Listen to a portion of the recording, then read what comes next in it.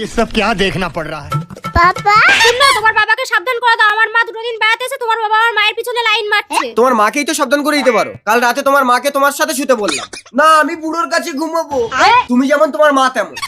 আমি আবার কার কাছে শুনলাম? এই বুড়োকে বিছনা খাবিয়ে মারলে আমি পাড়ায় মুখ দেখাতে পারবো না।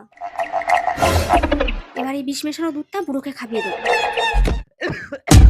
বাবা, রাত জেগে জেগে আপনার শরীরটা খারাপ হয়ে যাচ্ছে, এই দুধটা খেয়ে নিন। তোমার মাকেও দাও। মাকে খেতে হবে না। ও মা, অনেকদিন হয়ে গেল তুমি এসছো, এবার তুমি বাড়ি যাও। বৌমা, এটা আমার বাড়ি, এই বাড়িতে কে আসবে কে যাবে সেটা আমার ব্যক্তিগত ব্যাপার। নিজের মেয়ে যখন তাড়িয়ে দিচ্ছে আমি চলেই যাই। দাঁড়াও, আজ থেকে তুমি এই বাড়ির মালকিন। যাও এবার গিয়ে তুমি তোমার মেয়েকে ঘর থেকে বের করে দাও। আমি পারবো না গো। পারবে না? এই নাও দুধ খেয়ে গায়ে শক্তি করে নাও। আরে খাও না। খাও বলছি। আরে খাও তো আমার লক্ষ্মী সোনা ঘুঘুটিয়া ময়না। কি হলো ডার্লিং? Darling, police! এই কি হয়েছে নেহা? স্যার, আমার শ্বশুর আমার মাকে দুধে বিষ দিয়ে মেরে দিয়েছে। এই বুকে বিষ মাখালে কেউ মরে? আরে ওই দুধ না, গোলা দুধ।